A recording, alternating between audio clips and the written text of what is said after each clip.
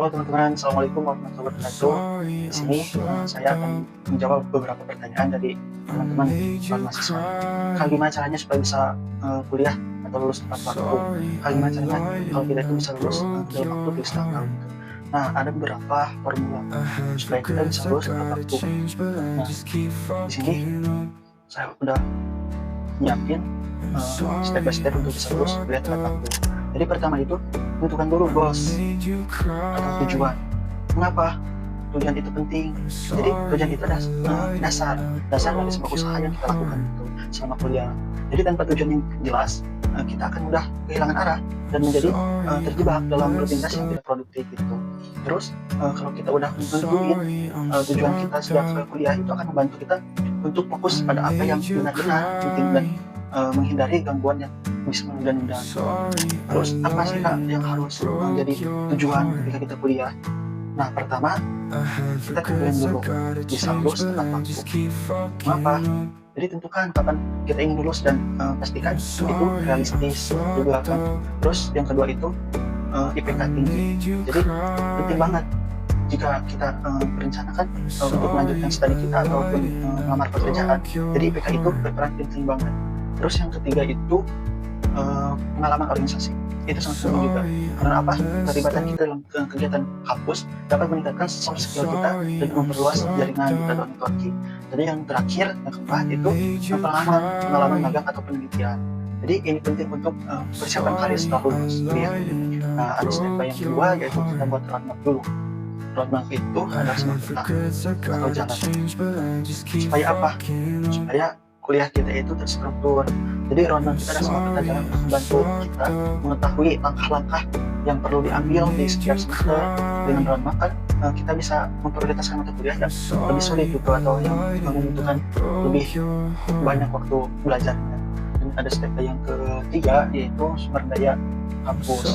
Jadi kan ketika kita kuliah itu banyak ada sumber daya kampus seperti bimbingan akademik dosen, terus ada konseling mahasiswa, terus ada juga workshop dan seminar, terus ada juga perpustakaan dan e-learning gitu. Jadi kampus itu menyediakan berbagai fasilitas yang dapat mendukung kita meningkatkan akademik atau prestasi kita. Jadi yang pertama itu ada bimbingan akademik. Dan biasanya di perkuliahan itu ada bimbingan akademik, dosen atau mentor-mentor yang dapat memberikan kita arah dan dalam perencanaan akademik kita. Terus ada juga konseling mahasiswa.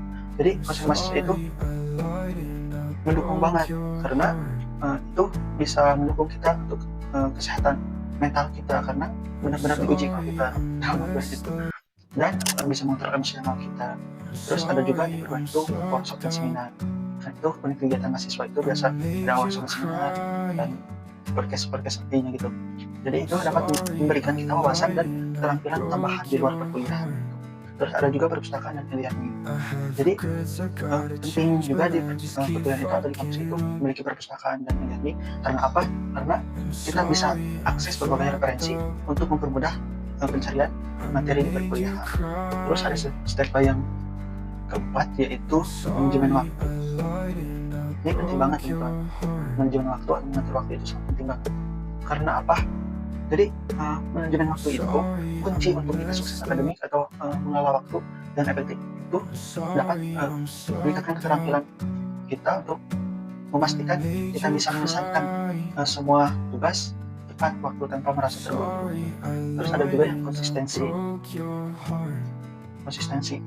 Jadi konsisten itu tepat waktu itu sangat penting karena sebenarnya kita harus bangun kebiasaan belajar yang konsistensi.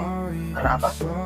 Karena kebiasaan belajar yang konsisten akan mempermudah kita untuk memahami materi kuliah dan menghindari kebiasaan menunda-nunda atau prokrastinasi. Semakin konsisten kita belajar, semakin mudah bagi kita kuliah dan mengingat materi saat ujian.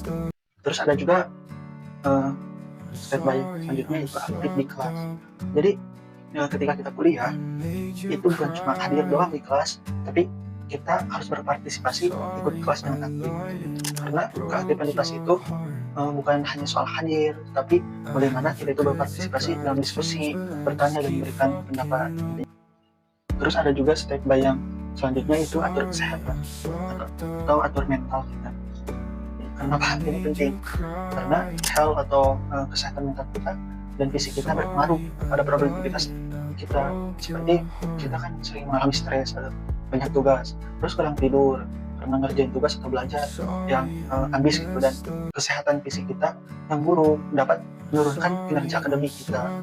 Oleh karena itu penting untuk menjaga keseimbangan antara belajar dan juga kesehatan gitu. Terus ada step yang selanjutnya yaitu networking. Nah ini penting banget.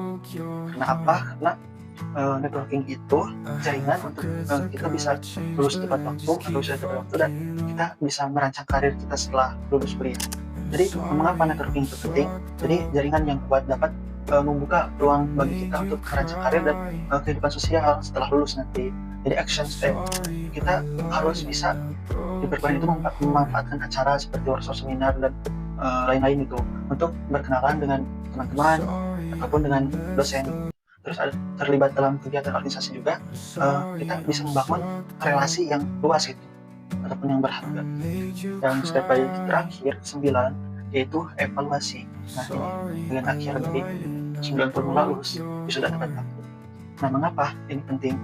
Karena evaluasi diri itu untuk kemajuan kita ke jenjang yang lebih baik gitu. Jadi evaluasi diri itu penting untuk memastikan bahwa kita itu berada di jalur yang benar dan jelas, dan melakukan penyesuaian jika memang diperlukan gitu. Nah itu semuanya step by untuk bisa lulus sudah tepat waktu.